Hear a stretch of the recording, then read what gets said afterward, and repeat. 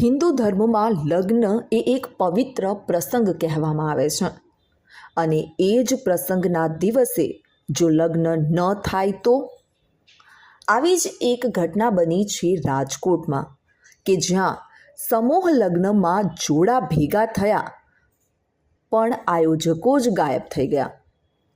તો સમૂહ લગ્નમાં આયોજકો જ ન આવતા હોબાળો મચી જવા પામ્યો છે।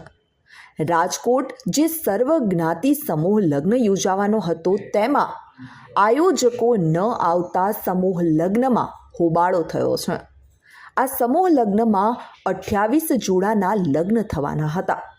આયોજકો ન આવતા લગ્ન શરૂ જ ન થયા, જેથી લગ્નમાં નોંધણી કરાવનાર લોકોમાં અત્યારે ભારે રોષ જોવા મળી રહ્યો છે।